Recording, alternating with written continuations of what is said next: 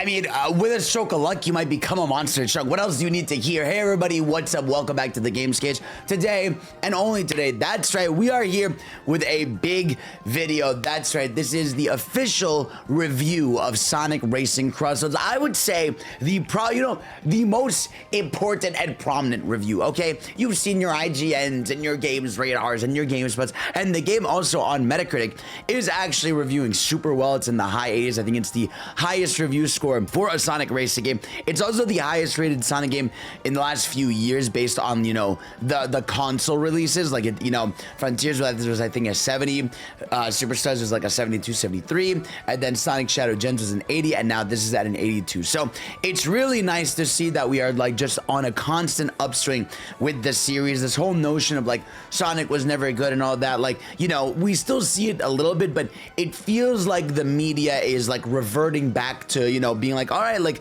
things are on the upswing with this character, and I expect that trajectory to continue. But of course, sit down, enjoy the video, subscribe to your boy, consider supporting the content, leave a comment section in the comment section down below, and of course, let's just get right into it. So we're gonna be talking about everything this game has to offer. Obviously, if you don't want, like, I guess track footage spoilers, you can open this video in another tab, because the game doesn't really have like big spoilers that I can really say for you that you don't already know, right? But we're gonna get into every little thing. I'm probably gonna timestamp everything. Let's start with, though, Fidel.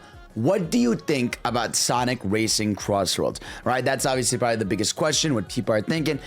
And I gotta say, man, I adore this game. I think this is so much fun, and like it's funny because like I so far has been spending so much of this game in single player, right? Because I've had it for a hot minute. Thank you again, obviously Sega and Sonic Team and whoever for providing the code. I really appreciate you guys. But yeah, I've spent most of it in single player content. I've spent about like 20 plus hours on it, and it is like crack cocaine. Like that shit is hitting so hard in the best way possible. And we're gonna get into like every reason why, but yeah, I did want to baseline say, like, I think, in my opinion, this is probably my favorite Sonic racing game since maybe OG Riders. Like, I'm not even exaggerating. Like, for me, like, I adore OG Riders, right? I've learned to love it over the years, especially like trying to learn it, get better at it. But, you know, it's always had that issue of that little difficulty barrier. But this one feels like, obviously with extreme gear that you can race on and some of the later speeds you can unlock and everything, like, it feels like this is everything I've wanted from a roster sense, you know, from a character sense, gameplay sense, track sense, and we're gonna get all into that. But yeah, baseline, I adore it. Let's start with the first thing and most important thing for any car racer is, how does it feel to play? You know, how are the controls? What's the overall feel of the gameplay, the movement, right? Because I feel like, you know, the entire game collapses if it's not fun to play. And I gotta say, man, playing this game is extremely fun, right? Obviously, you know, you have your drift button, you have, you know, your dash button, and the way everything kind of flows with your movements, it's so good, right? I've always loved this about the Sonic racing games. I love that you can, like, you know, drift into another drift. Like, you don't have to sacrifice your drift if you change directions, which I think has always been something I've enjoyed about the Sonic racing games, right? And that continues here farther and farther, especially with just stuff like, you know, how you can get up to a level 4 drift if you get a certain gadget. But the drifting feels really good. Something that I want you guys to know, though, and I think this is a really important thing that a lot of reviewers were struggling with, was the drifting, is you need to know that sometimes you should let go of your acceleration. If you are drifting and you let go of your acceleration, you're gonna notice you're gonna have a little bit more control over your drift, as opposed to it always being like going into like a tight corner, you know what I mean? Or sometimes you let go of it so you can make a sharper turn, you know? So that's something that people, I think the game doesn't really explain to you well, and is a massive difference between you being able to make possible shortcuts in a lot of the tracks, you know? So that's something I think everybody should know, and I want to give the PSA on. But yeah, overall feel of the movement, I love it. One thing that shocks me especially is I love when you're on the water, which I never thought I would say, but there's something so satisfying about in this game being in the water, where, like, you know, you just hold that charge button button and then you do like a big jump in the air. Like, you know, in Mario Kart, I genuinely hate when you get to the water sections in, you know, World. But like here, there's something about like that big boost above the water that's really good. I still think the flying in the game is still a little bit weird. Like, I feel like I'm still trying to figure out like what's the optimal way to move in the air. Is it to drift, move, you know, is it, you know, to drift upwards and downwards to get a boost? Like, I'm still in my mind trying to figure out what's the best way to navigate in the air, and I'm like 20 plus hours in. So that's like one little flaw I haven't missed necessarily with the air parts, but for the most part, how the game feels to play, it's pretty fun and it's pretty arcadey, it's pretty addicting. And of course, you know, the big thing that this game has touted is the gadget system, the customization, right? And you know, customization, you can change your car parts. They make like subtle differences, I'm not gonna lie to you. Like, I feel like you can kind of rock any car part depending on the car type you're using, and it's not gonna make too much of a difference, but you know, you can mix and match, and it'll slightly tweak a few of the stats. And obviously, you know, I love the customization so much in this game. I mean, I've spent a lot of time just, you know, being in there, changing the car colors, trying to find the perfect color, you know, whether for it's extreme gear or whether it's for a regular car. Like, there's a ton of unlockable stickers you can get. Like, I got one for Supersonic that I got on my car to make it look really good. You know, I have a color scheme on my extreme gear. The game has like stickers that like from our different brands and partners, which I thought was really funny, but you could also get, you know, stickers of every track in the game. So there's a lot in terms of the customization. And obviously the big thing is the gadget system. You know, if you guys have played any of the betas or you haven't, the big thing that sets everybody apart when they're playing the game is the gadget system. So effectively, you can have a gadget set where, like, you know, you make it so that you're getting as many rings as possible. You could up your ring count limit to 200. That way, if you wanted to put, you know, something where if you do tricks, you get rings, where if you bump into people, you get rings. Like, let's say you play a power type character, I feel like it would benefit you, you know, to do a thing where you put the gadget where if you bump into people, you get money. Like, I think like there's a lot of cool stuff like that. There's even ones that take like 3 slots of the gadgets that are like, hey, this will overall improve your drift. So if you use that, for example, and then you add your drift to level 4, you could do a crazy combo. The combo I was rocking for a lot of the game is it's this drift combo where basically you can make it so that your handling is a little weirder, right? More loose, but you charge your drift faster. And then I add the level 4 drift charge, right? And that combo is deadly, because if you get that and then you're quickly getting to a level 4 drift, you get invincibility, and that means, you know, a lot of times when you're near the finish line, something crazy is about to hit you, you can be invincible for a few seconds, and that'll net you a huge win. And obviously, you know, everyone's gonna have the gadget systems that they like the most and prefer the most. I'm excited to see what everybody ends up rocking, but yeah, I found myself experimenting with the gadgets a little bit. Obviously, the customization, obviously the roster, right? The characters, you know, you have your acceleration types, your power types, your speed types, your handling types, and your boost types. And I honestly felt like, I'm not gonna lie to you,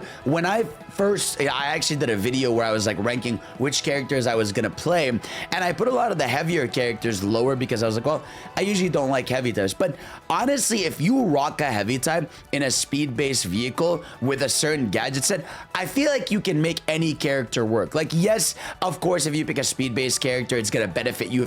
If you're picking a speed-based character with a speed-based car, you're about to go flying, right? But obviously, you know, if you want to play a power character and you want to bump into people and ruin some people's days and be a little bit more stronger, you can still use that while, you know, having better handling or better boosting. I feel like that's something I really adore about the game, is that like the weight class of the character doesn't matter too much. And obviously, I mean, the roster, right? I'm really happy with this roster. I feel like they've covered all the main, like, here's the thing. I think what the best thing about this roster is it covers every main Sonic character you would want. Like, you have your Blazes, you have your Silvers, you know, you have now all the Chaotix, right? You know, you have Sage as your newcomer in there, you know, you've got Omega, you've got like the Eggbot, you've got like all basically the main characters you would expect. I am a little disappointed at like no weird picks. Like, I would have loved a Marine in there, a Chaos, an Infinite, like something like that, you know, that's a little bit more weirder in the bag, or like a Tangler or Whisper. But for the most part, they have all the characters they need, and I hope we'll at least get DLC of more. But speaking of DLC, it's so funny that in the character select screen, you can see the other DLC characters. It's just seeing the Minecraft character standing on extreme gear is fucking hysterical. But the good thing is that Miku is actually available on day one, and I was rocking Miku a ton. She's actually one of the few DLC characters that's gonna have a full kit. When I mean full kit, I mean she has her own voice lines, she has her own stickers and everything. I feel like they went all out with her. That covers the basics of the game, but what are you playing in this game? Well, obviously, you have your three main modes. You got your Grand Prix, you've got Chow Park, you've got Tanchas, and you have online. But let's start with Grand Prix slash the racetrack. So the way Grand Prix works in this game is probably my favorite Grand Prix system in any video game racer. I feel like a lot of racing games, it's kind of just like, yeah, you do the Grand Prix, get your 3 stars, and you're out, you know, and maybe you'll get like something for doing all of them. I felt like this one did such a good job of enticing you to play them over and over again. So the big thing with Grand Prix is that, yeah, you have your different cups with your different races. You have 3 races per cup, and the 4th race is always going to be a medley through the 3 racetracks that you just did. And I think that system is really good. And I like that, you know, on the last race, you get bonus points. But what's cool about the Grand Prix in this game is you can customize your difficulty, because obviously the big gimmick with Grand Prix is you have the rival races, right? You have this idea that, you know, we all grew up with this, right? Remember, whenever you've grown up with any kart race, and I still think this is genius that they did this, right? When you grow up with any kart racer, there was always that one CPU that was just on you. That was just like, dude, leave me alone. That was like your rival for that cup. And in this game, they gamified that, right? They turned it into, all right, well, now you can literally pick which rival you want to race against. Obviously, you get the cool rival interactions in the beginning, and I won't spoil them because I know a lot of people, you know, are looking forward to hearing their interactions. But even for me, like, I'm saving it because I want to do a big video where I react to all of them. So for a lot of them, I was either skipping or like I saw a few, but some of the interactions are really good. You know, we're ranging from interactions that are either really funny, that kind of build on lore, that kind of, you know, explain dynamics between the characters. Like, it's something that's just really cool, especially for the fans. And like I said, it gamifies the aspect of, you know, having that one CPU against you. And what's cool is you can choose the difficulty. You can set them all the way to level 9. You can set them all the way to level 1. Like, and the more you level them up, the more tickets you get. And obviously, we're going to talk about the Dampa tickets you get, because that's basically going to be your main currency for the game. Thankfully, your only currency for the game, you know, so you don't have to deal with 5 different currencies, everything wanting your different time. But yeah, so the idea and the gimmick with Grand Prix is, I think you have 7 or 8, I think it's 8 cups technically. Is it 8? Yeah, it is 8, because 7 times 3, and then there's the secret Grand Prix. And then you have 2 locked ones, which are like the DLC ones. But yeah, obviously, you're also playing Grand Prix ultimately because if you beat every rival race, you unlock the GOAT Supersonic. So there's a big reason. You basically have to beat the Grand Prix 23 times to unlock Supersonic, and I loved every single time, man. It genuinely felt so satisfying, especially because after you beat, you know, the initial 8 cups, you unlock the supersonic speed in the game.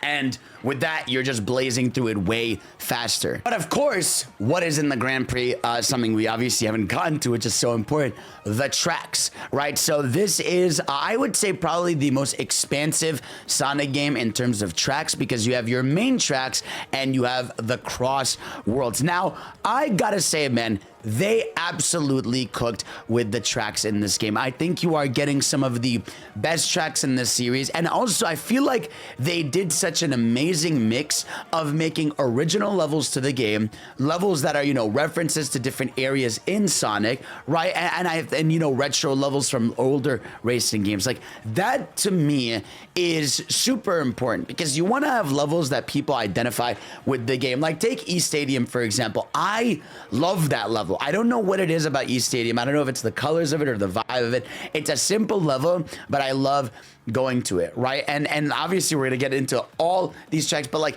if I was to go like one by one talking about the tracks, you've got East Stadium, right? This really sick stadium over the top. You hear the crowd chanting. It's very simple. It gets you into the controls of the game, right? Then you got something like a Rainbow Garden, which has some of like the most gorgeous aesthetics of the game. It's not my favorite track in the game. I think it's a little simple, but that track, you know, is gorgeous visually. You have Water Palace from Sonic Rush, and that level is beautiful, right? Obviously very water based, but it's like the visuals of it are so pretty. You got areas like Metal Harbor that we've seen a bunch in the open network does, and that level is pretty faithful to the original in a lot of ways, right? You got Sand Road, right, which has some of the most bombastic music in the game. We're like dun dun dun dun dun dun dun dun dun, and all these tracks have different variants, right? You've got Apotos from Sonic Unleashed, where you know you get like these narrow hallways, right? You get like areas where you can dash through a bunch of the, you know, the chairs and stuff from the original game. And what I like about the game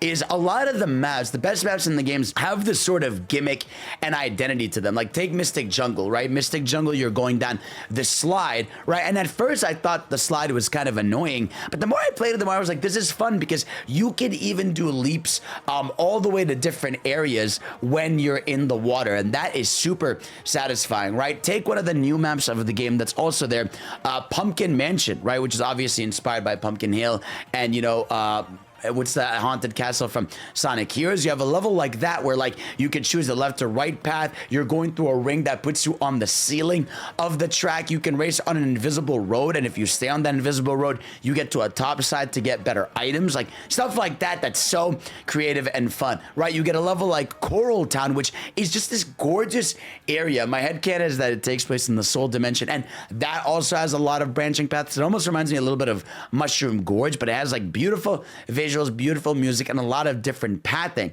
Another one that stood out extremely well to me was Aqua Forest. This level is a lot of water, but you know, you have multi-branching paths in there. There's one of my paths that's my favorite in the game, one of my favorites in the game, where like you hold the boost on the water and you go through 3 sets of rings, and it's super satisfying to go through. And in general, because I like the water in the game, it's so fun, right? You've got the Secret Grand Prix, which we've talked about before, as Kronos, North Star Islands, and White Space, which I think are all super well done levels. I especially love White Space because White Space, you know, starts lap 1 as everything is normal and fine, and then you go to lap 3, it's all dark and red, and you're basically recreating the fly up to Radical Highway from Shadow Generations. And like, this is just the tip of the iceberg with all this stuff, right? You have a level like Blizzard Valley, which literally like you're going so fast because you're on ice, right? And there's some cool flying sections. You've got Market Street from Sonic Unleashed, and that level is obviously, you know, carried by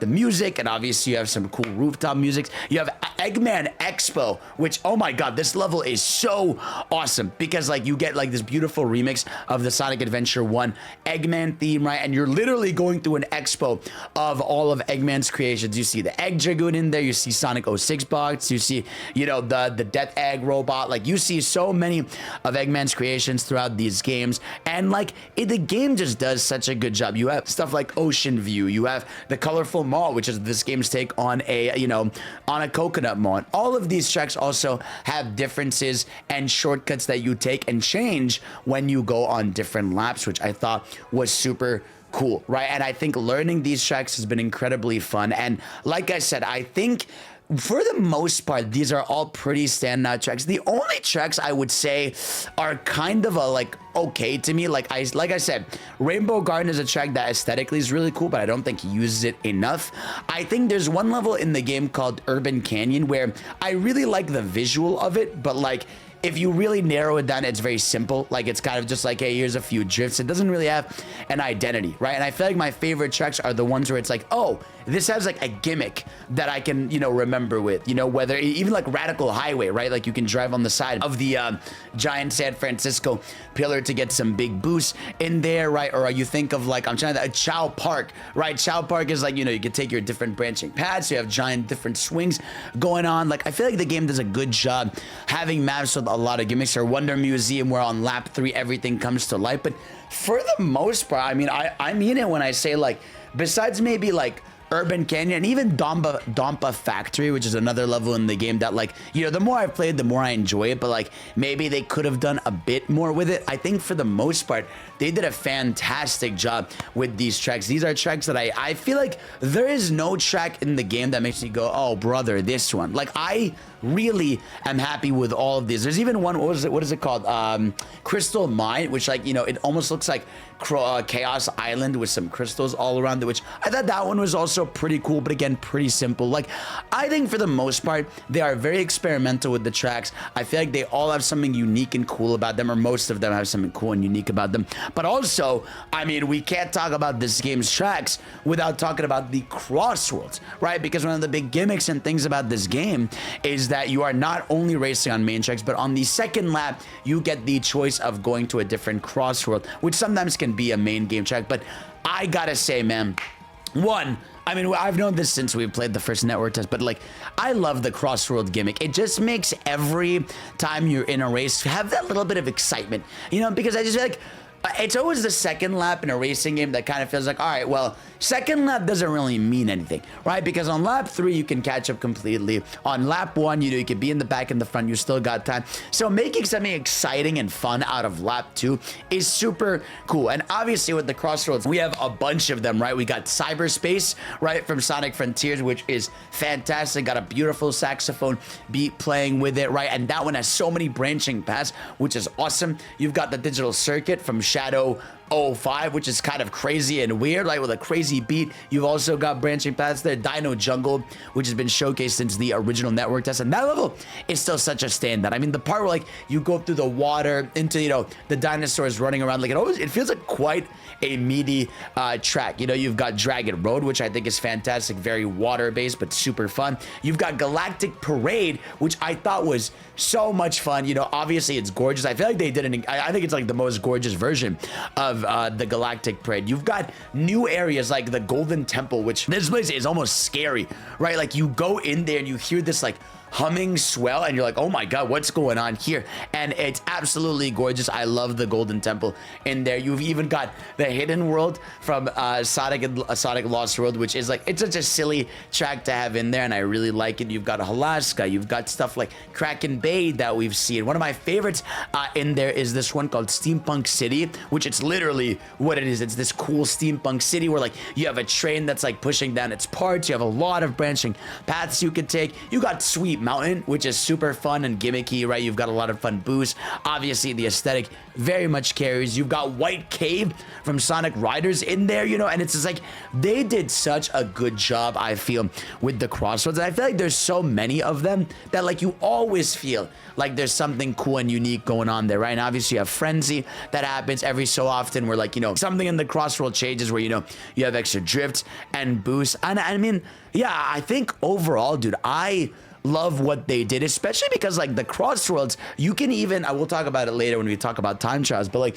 in time trials, like you could do a whole like time trials where you go through the crossroads for 3 laps. I feel like they genuinely do feel, obviously they're not like as, you know, circular. I think that's what's cool about the crossroads, and people don't give this enough credit, is all the main tracks in the game are always meant to loop back, right? They're always meant to loop back to the beginning, but crossworlds are like basically straight lines, which is good because you're going through a whole area and then, you know, you get out of there and you continue on with your life. But like, I think that makes it so that those levels can be like one big fun stretch. And I don't know. I think overall the track list of the game stands out a lot more than I even thought it was going to be. And it's probably going to be my favorite track set of any Sonic racing game. I mean, especially coming off of Team Sonic Racing, which like literally had like what, 15 tracks, and like half of them were like the same variant of a different track. Like it was so much weaker before, and so like with the expanded roster, with the expanded areas you can go to, it just feels like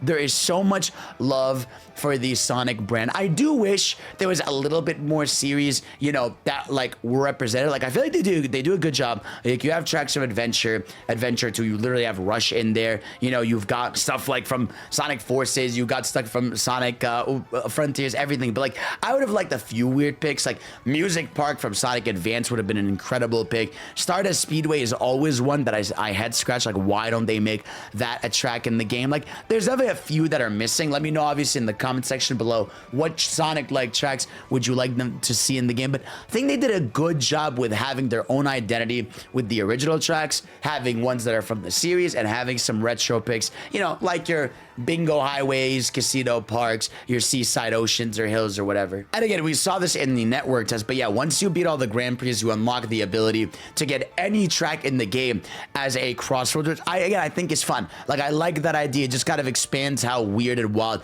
a track can get. And so with that being said, you know, to end off at least the talk about the Grand Prix, like I said, I think it's one of the most replayable and enjoyable Grand Prix in the series. If you beat it all again and get Supersonic, you get an alt version of the credits, right? You get a different screen. I would have liked if you had to do a rival race against Supersonic to unlock him. And obviously, you know, the thing with Supersonic is actually he is Grand Prix exclusive, which basically means he's kind of there for you to, you know, farm. He can basically farm you tickets because he can't get hit, right? The gimmick with Supersonic in the game is he literally cannot get hit. He has like an insane top speed. And so yeah, if you wanted to farm tickets out by like just doing some Grand Prix with him on top speed and doing what you got it, you basically can. Oh, and each character when they win a Grand Prix has like their own like little victory debts, and I love those. Like, I think those are like so charming. I love the little character dialogue throughout the races, right? That's why it's so unfortunate that some of the DLC don't talk. Not that it matters too much, but like even the DLC characters actually do have their own victory theme in the game. Like, for some reason, Dread has like a cool remix of you know, Unknown by Me, which is crazy. Tougher than leather, you can call me Knuckles. Congratulations! It's going to be the end of the Grand Prix talk, but we also have two other main modes of the game. So the next mode in the game is the Chow Park, right? So Chow Park is one that, you know, I always thought was just going to be like a little bit gimmicky, but it's actually really cool because when you go into Chow Park, you'll see that, oh, it has its own rival races in there, right? Where you have to like fight these like creepy robot variants of the characters. And so they made it so that that mode is not just like, here's some gimmicky stuff where it's, you know, you can do your 6v6s, you can do like, you know, modes where it's all the most hard items in the game. You can do stuff like from the Joker Festival where like you're on teams of 4v4v4 where like if you bump into each other you get a boost, or you have to go through the most rings as possible, right? Or you could even do teams of 3x4. Like, they have a lot of cool gimmicky things in the Chow Park. But if you want to just play it yourself in solo, if you beat the rival team, right, you unlock, you know, a vehicle based on them. So like if you beat, you know, this team 3 times, you get 3 stamps, and boom, you get another vehicle unlocked. And I feel like that was such a smart way of enticing you to play that other mode. And what's also cool about Chow Park is you can do it online basically, right? I played some matches against a few creator buddies, and yeah, if you know, do friend lobbies, you basically have access to the Chow Park unlockables and collectibles in that mode, which I think is super cool. And while obviously, you know, it's always going to be more enticing to just do traditional races, it's cool that you have stuff like 6v6s. It's cool that you even have customization. I mean, you could choose which crossroads come up to you. You could choose how many rounds you do. You could choose a lot of customization and cool things, and it's going to be fun to experiment with them. But something that I think is standing out incredibly well to me has been the time trials, right? So time trials in this game, I think, are my favorite time trial in any kart racer, because it is not just, you know, when you think of time trial, you think, oh, I just race through it and, you know, I just get better at times and that's it. But no, in this one, there's almost 3 layers of why it is such a good time trial. One, right, you can literally play the crossworlds as their own time trial. So if you wanted even more tracks to basically play, you can. Like, you can go through, you know, cyberspace if you want to for a 3-lap and all that. So you have that aspect of it. Second of all, you have the aspect that if you get an A rank or higher, right, you unlock different songs in the game. So like you can unlock songs from the series, you know, you can unlock Sonic Adventure tracks, Sonic Mania tracks, Sonic Superstars tracks. Like literally every 3 A ranks you get that, and you can literally get A ranks for the different difficulties. So if you do it on Sonic Speed, you can get A ranks, you can get, you know, Supersonic, so you can try to get A ranks. But I also think this thing I'm talking about, the ranking system, is fantastic. fantastic, because as soon as you add an actual ranking system to a Sonic level, it immediately entices you to want to play more. You know, like there are so many times where like I saw like I got a B rank and it showed like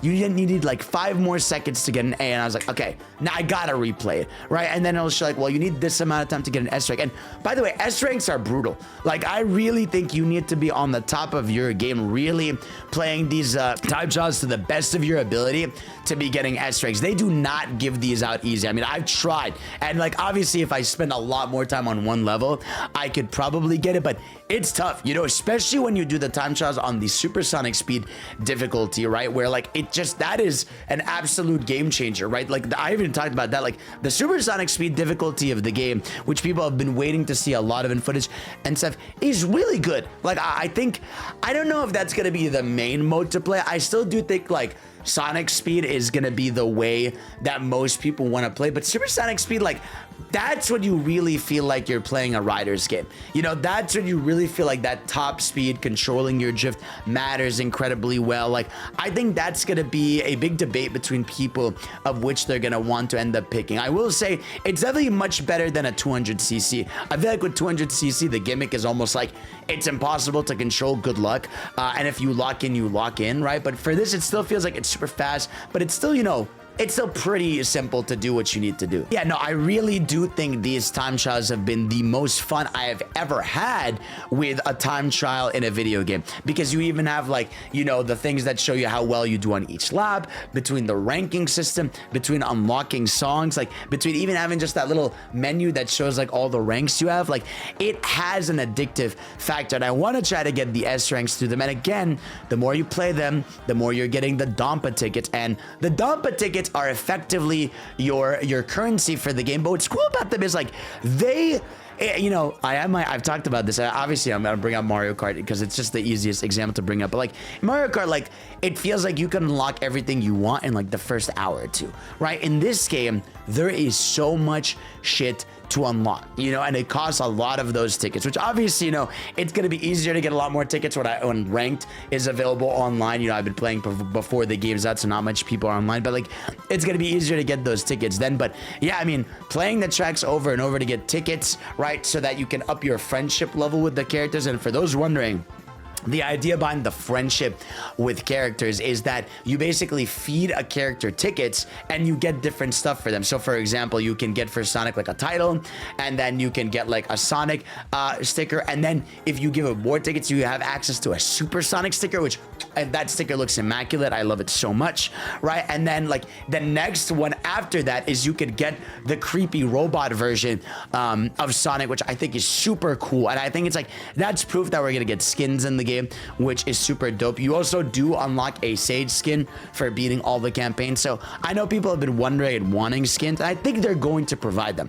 You know, I think that the skins are going to be in the game. And I think these, you know, sub menus are proof that they can be in the game. They probably will. So it's just a matter of when, not if. And that's just, I mean, the tip of the iceberg, right? You can unlock with the Dompa tickets different card parts, different horns, different stickers, right? You can unlock a bunch of stuff with them. Like it's like, it's so satisfying, right? And I think like what's cool about it is, you know, it's not like the Dompa tickets are unlocks of the game. Like nothing, like you could go play online in the game and be happy, right? At most, the only real things that you need to unlock, you know, are, I think, the gadgets, right? Which you're going to get more gadget slots naturally by playing the game like a few Grand Prix, then you're going to get your full play and you're going to be all right, right? But I do think like for the most part, you have everything you need. And that's why I like how difficult it is to unlock everything. I mean, do you know the amount of tickets you'd probably need to get all the big stickers for every character? It's probably a shit ton, you know? And I like I said, I just listed Sonic's, but like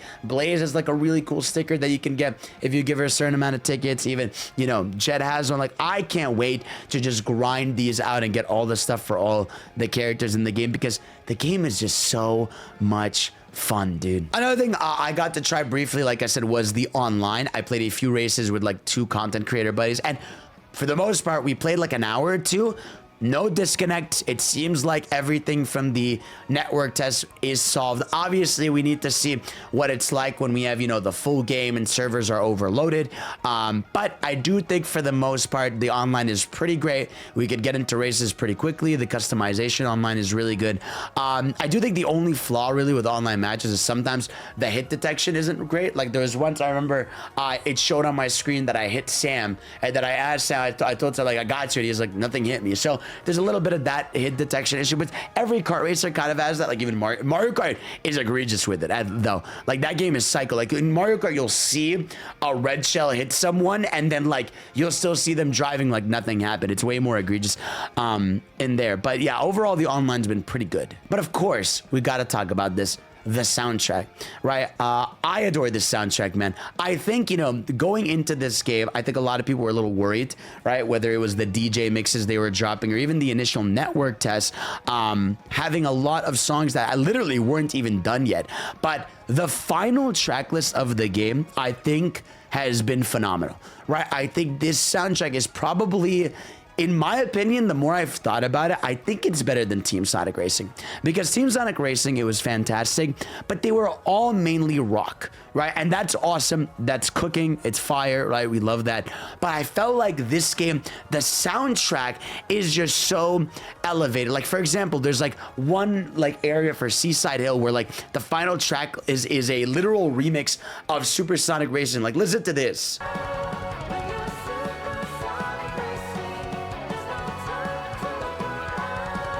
You've got insane remixes of like the cyberspace theme in there.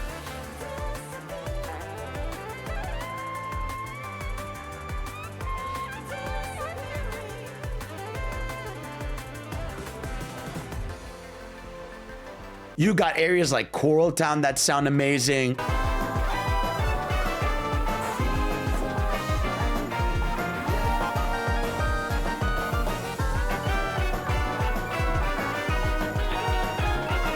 You've got vocal ranges from like, you know, pop, right? You've got vocal ranges from, you know, heavy guitars, you know, in certain one of the tracks. Like there is so much. Like listen, I just want to give you a sample of a few of these tracks.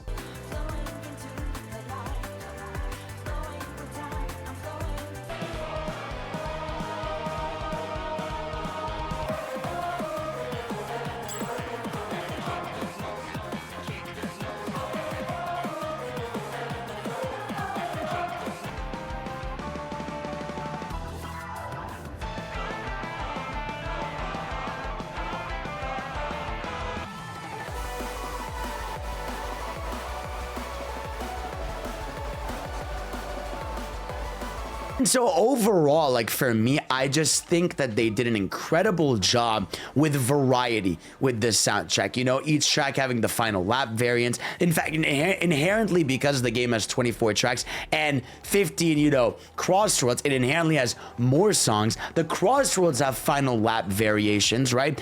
And what's incredible is the game has a jukebox mode where you can set certain songs you want for certain laps, which I think is awesome, right? I was rocking this thing where I was letting Miku tracks play on the first lap. You know, I was letting a set of old school Sonic songs play in the second. And then the third lap, I set it to favorites. So there's a favorites category where you can favorite like a bunch of your favorite tracks and you can make it so that that plays on lap 3. So I have just been having an incredibly fun time mixing and matching the songs of the game. And I think more kart racers should have that, right? Like it's a little bit offensive that in Mario Kart World, you have 200 plus remixes that are phenomenal, but I have no way of accessing them or picking them. But it feels like in this game, they took that and they excelled with it. I do have to address this because people are going to ask this and people have been asking me this. Fidel, is this game better than Mario Kart World? Do you like this game better than Mario Kart World?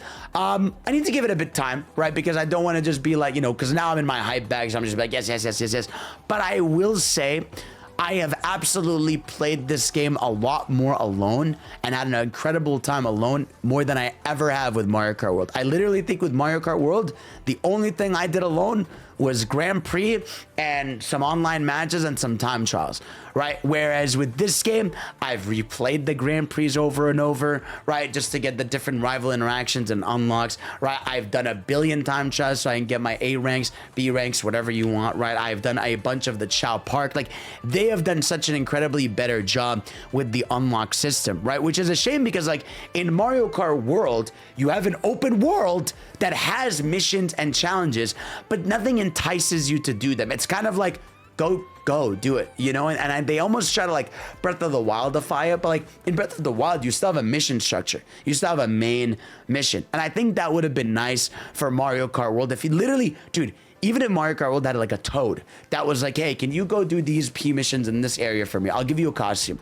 right? If you go do this for me, you have access to this area in this area, right? If you do this, you like stuff that makes you want to do stuff, right? I think that's what Sonic Racing Crossroads really excels at. It makes you want to do stuff. And I think, you know, when it comes to the kart racing itself, I think both have their merits, right? I think, you know, with Mario Kart, you get like the wall jumps and the jumps off and a bit more of like that clean polishness. Whereas like with Sonic Racing, it's a little bit more arcadey, more chaotic, right? And I haven't even started talking about stuff like the items and all that because I feel like I've provided enough of that commentary, right? Like we've talked about it before. I think the Sonic Racing items are still a little mean, right? But I think the reason why they're a little mean is because there are a lot of ways to circumvent item pain. You know, whether it's items you get, whether, like I said, if you get the level 4 drift option, you can get a shield, whether you put gadgets that let you have more defensive items. Like, if you are worried about items, there are ways to definitely circumvent how much items hurt you. So I do think both games, you know, have different experiences, but I will say, like, Sonic Racing is just so incredibly fun. I just want to keep playing it. Also, I did want to give a big shout out to the UI. Like, I feel like the UI is just super clean. It definitely goes for that sort of minimalistic look that a lot of like companies and games go with, but I don't know, it has a lot of whites and blues in the menus, so it looks smooth. You know, it has an identifiable color to it, and like the race UI just looks, again, arcadey, which obviously is one of my biggest praises of the game that I constantly say, is that like it's incredibly fun to play, super arcadey, like the vibe of it, just everything about the way the game looks and plays looks like I'm going to an arcade cabinet and popping up some coins to play the game. That's genuinely one of my biggest praises I have consistently had about the game since the first network test. So after all that, I think it is pretty safe to say that Sonic Racing Crossroads is probably the best. I think it's easily the best kart racer of the racing series they've done. Like, I like it more than Transform. I like it more than All Stars. I like it way more than Team Sonic Racing. I like it more than Zero Gravity, I'm pretty sure. I definitely like it more than Free Riders. Now, literally the only competition would be like OG Riders because of the vibe and feel of that game, and I think that's really hard to match, but I think time will tell, because I will say this game, now that you have Extreme Gear and you have karts and you almost feel like it's a celebration of the series, like I feel like I'm gonna end up dropping way more hours on this game than any other Sonic kart racer ever in the series, right? And of course, you know, it would have been nice to have a campaign with cutscenes and everything, but I think they really did want to focus on, you know, let's make sure this racing and the base game content is super fun, super enticing, with good unlocks, good fun with people. Like, they really focused it, and I respect that. And obviously, you know, we are just at the beginning of this game. We literally know like Miku is day one, which, you know, I had Miku, she's super fun to play. Obviously, you know, we know we're getting free characters throughout the year, like your Jokers and Ichiban Knights. Apparently you've got your DLC characters that are paid, like we're getting Pac-Man. Apparently we're maybe getting Mega Man in there. You know, we're getting Nickelodeon characters, we're getting Minecraft. Like, this game is gonna be packed for the year, as well as like, you know, the events that they're gonna be hosting, like they did for the Joker event. Like, overall, I feel like it's already promising to me that this game already has a future announced, at least for the first year, and I'm already having an incredible time with it. I can't wait to play with everybody, you know, every day, but I'm really happy, man. I just, it's so good, especially, you know, this is a little bit full circle for me. You know, the first ever review code I got for Sonic was Team Sonic Racing. I remember it was 2019. It was when I was starting to grow a little bit on social media, and I remember, you know, they put out a, you know, thing being like, hey, if you'd like a code, yada yada, and I sent an email in, and I remember I got the code, and I remember being so excited, and I remember like back then I reviewed it, and I was like, yeah, that was really fun. you know, but it was such a different time. So it's kind of poetic to be here 6 years later now, where I am playing Sonic Racing Crossroads, and I think it's going to be an incredibly fun game to play throughout the years. So guys, thank y'all for watching. You guys are the best. Let me know in the comment section below, what are you most excited for?